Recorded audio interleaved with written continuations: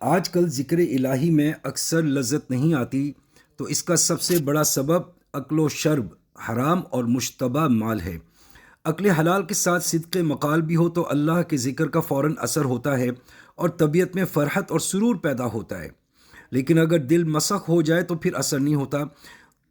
جس طرح ننگے پاؤں پھریں تو ابتدا میں کانٹا بھی چبھ جائے تو احساس ہوتا ہے، لیکن اگر ننگے پیر پھرتے پھرتے پاؤں کے تلووں کا گوشت سخت ہو جائے تو کانٹا تو بجائے خود رہا داغ بھی دیا جائے تو اثر نہیں ہوتا۔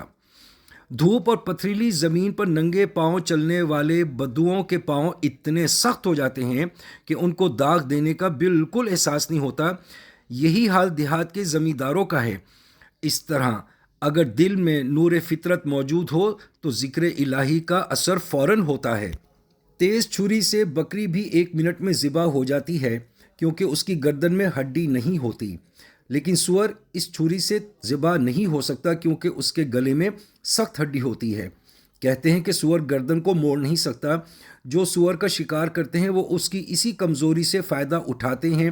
جب سور ان پر تیزی سے دوڑتا ہوا حملہ آور ہوتا ہے تو وہ ذرا سا دائیں یا بائیں ہٹ کر اس پر وار کرتے ہیں۔ گلے میں ہڈی ہونے کی وجہ سے سور کو کلہاڑی سے اسی طرح ذبح کرتے ہیں جس طرح لکڑی کو کلہاڑی سے پھاڑتے ہیں، تب جا کر وہ ذبح ہوتا ہے۔ حرام کھانے سے دل اس قدر سخت ہو جاتا ہے کہ اللہ تعالیٰ کے نام کا بھی اثر نہیں ہوتا، تا وقتے کہ اپنی اصلاح کے لیے ریاضت نہ کرے اور شیخ کامل اس کے قلب پر توجہ نہ کرے۔ حرام کی 2 قسمیں ہیں: صورتاً حرام، مثلا سور، کتا، اور دوسرا حقیقتاً حرام، مثلا بکری کا گوشت بظاہر تو حلال ہے، لیکن اگر بکری چوری کی ہوئی تو اس کا گوشت حقیقتاً حرام ہوگا۔ اللہ تعالی ہم سب مسلمانوں کو ان دونوں سے بچنے کی توفیق عطا فرمائے۔ ہر مسلمان فقط اس چیز کا مکلف ہے کہ جو چیزیں شریعت نے حرام کی ہیں وہ ان سے پرہیز کرے، اور جو چیزیں بظاہر حلال اور حقیقت میں حرام ہیں، مثلا چوری کی بکری کا گوشت یا چوری کی بھینس کا دودھ، اس قسم کی حرام چیزوں کی تمیز ہر مسلمان نہیں کر سکتا سوائے ان اولیاء کرام کے جن کو اللہ نے نور باطن عطا فرمایا ہے، اور نور باطن کی بینائی سے وہ حقیقتاً حرام یا حلال کی پہچان کر سکتے ہیں۔ اسی لیے وہ اولیاء کرام بظاہر حلال اور حقیقت میں حرام چیزوں سے اپنے آپ کو بچا سکتے ہیں۔ جن مسلمانوں کو اس درجہ نور باطن حاصل نہیں ہے وہ ایسی چیزوں کو استعمال کرنے سے اگرچہ شرعاً مجرم تو نہیں ہوں گے، مگر وہ حرام چیز باطن پر اپنا اثر ضرور دکھلائے گی۔ یہ بھی ممکن ہے کہ عبادت کی توفیق ہی سلب ہو جائے، ورنہ عبادت کی باطنی لذت تو یقیناً حرام کھانے سے سلب ہو جاتی ہے۔ حرام چاہے دانستہ کھایا جائے یا نادانستہ اپنا اثر دکھائے گا۔ سنکھیا اگر کونین سمجھ کر کھلایا جائے یا زہر سمجھ کر کھایا جائے، دونوں صورتوں میں موت کا پیغام لائے گا۔ فرق صرف اتنا ہوگا کہ پہلی صورت میں زہر کھانے والا خودکشی کا مجرم نہ ہوگا، دوسری صورت میں وہ مجرم قرار دیا جائے گا۔ بازار کی ہر چیز حلال نہیں، ان میں بکثرت حرام ہے۔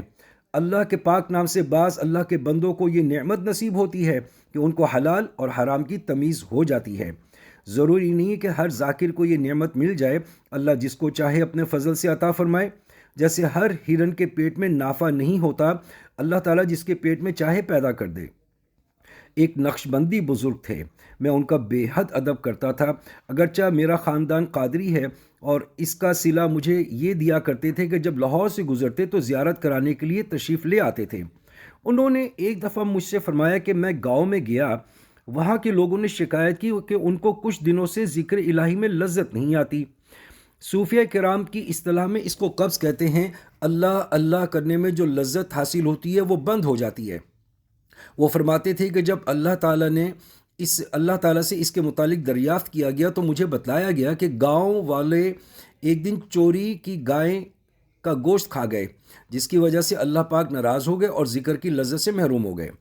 دیوبند میں ایک بزرگ تھے، جب کبھی حرام ان کے پیٹ میں چلا جاتا تھا تو فوراً قے ہو جاتی تھی۔ ایک دفعہ ایک شخص نے ان کی دعوت کی، ہر ممکن احتیاط کی کہ کوئی حرام یا مشتبہ چیز نہ پکنے پائے۔ اس شخص نے دعوت میں کھیر بھی پکائی۔ کہتے ہیں کہ جب اس بزرگ نے کھائی تو فوراً قے ہو گئی۔ تحقیق حال کی گئی تو معلوم ہوا کہ جس بھینس کا دودھ کھیر میں استعمال ہوا تھا، جب اس کا دودھ دھو رہے تھے تو اس نے پاس والی بھینس کے چارے میں سے تھوڑا سا کھا لیا تھا۔ نماز اور ذکر الہی میں مزہ نہ آنے کا ایک سبب حرام اور مشتبہ مال کا کھانا ہے۔ ان سے وہی بچ سکتا ہے جو یا تو خود باطن کے لحاظ سے بینا ہو یا اس کا ہاتھ بینا کے ہاتھ میں ہو۔ حضرت دین پوری رحمۃ اللہ علیہ اللہ اللہ کرنے والی جماعت کو پھیکا بھات دیتے تھے، جس میں نہ نمک ہوتا تھا نہ میٹھا، اس میں حلال کے چاول اور پانی ہی ہوتا تھا۔ یہ اس لیے کرتے تھے کہ اللہ اللہ کرنے والی جماعت کے پیٹ میں حرام کا لقمہ نہ جانے پائے۔ حضرت رحمۃ اللہ علیہ خود بینا تھے، ان کی وجہ سے ساری جماعت حرام سے بچ جاتی تھی۔ حضرت رحمۃ اللہ علیہ نے یہ چیز اپنے مرشد سے لی تھی۔ حضرت حافظ محمد صدیق صاحب رحمۃ اللہ علیہ کے یہاں یہی دستور تھا کہ اللہ اللہ کرنے والوں کے لیے بھات پکایا جائے۔ مسلمانوں کی موجودہ بے دینی کا 80% سبب اکل و شرب حرام اور مشتبہ مال ہے۔ 10% بے نمازیوں کے ہاتھ کی پکائی ہوئی چیزوں کا کھانا ہے اور باقی 10% بے دینی اور نااہلوں کی صحبت ہے۔ ذاکر کی طبیعت چھوئی موئی بوٹی کی طرح ہوتی ہے، بے دین اس کے سامنے آ کر بیٹھ جائے تو اس کی طبیعت مقدر ہو جاتی ہے۔ اگر حلال طیب کھایا جائے تو قرآن کی 3 آیتیں ختم نہ ہونے پائیں گی کہ آنکھوں سے آنسو جاری ہو جائیں گے۔ بکری کے گلے پر جو ہی چھری پھرتی ہے تو خون کا فوارہ جاری ہو جاتا ہے۔ یہی حال حلال طیب کھانے والے ذاکر کی طبیعت کا ہوتا ہے۔ بعض بے سمجھ تصوف کے مخالف ہیں، میں دعا کرتا ہوں کہ اللہ ان کو اس کا مزہ چکھائے۔ صحابہ کرام کو قرآن مجید سمجھنے کے لیے صرف و نحو کی ضرورت نہیں تھی، وہ نبی کریم صلی اللہ علیہ وسلم کی صحبت میں حاضر ہوتے، ایمان لاتے اور وہاباً ان کو سب کچھ حاصل ہو جاتا۔ ہم چونکہ اجمی ہیں اس لیے ہم کو صرف و نحو پڑھنے کی ضرورت ہے اور قرب الہی کے مدارج قصباً حاصل کرنے پڑتے ہیں۔ چنانچہ اہل سنت والجماعت کا عقیدہ ہے کہ چھوٹے سے چھوٹے صحابی کے درجے کو بات کا بڑے سے بڑا ولی نہیں پہنچ سکتا۔ بعض لوگ میرے پاس آ کر شکایت کرتے ہیں کہ ہم نماز بھی پڑھتے ہیں، ذکر بھی کرتے ہیں، لیکن لذت نصیب نہیں ہوتی۔ اس کی وجہ اکل و شرب حرام اور مشتبہ مال ہے۔ اگرچہ عوام اس کے مکلف نہیں ہیں، یا تو اللہ انہیں آنکھیں عطا فرمائے یا پھر آنکھوں والوں کے سائے تلے رہیں۔ ان دونوں صورتوں کے علاوہ حقیقی حرام سے بچنے کی کوئی صورت نہیں۔ اللہ تعالیٰ اگر باطن کی آنکھیں عطا فرمائے تو دیکھتے ہی پتہ چل جاتا ہے کہ یہ چیز حرام ہے اور یہ حلال۔ اللہ تعالیٰ ہم سب کو مشتبہ اور حرام حلال میں تمیز کی توفیق عطا فرمائیں۔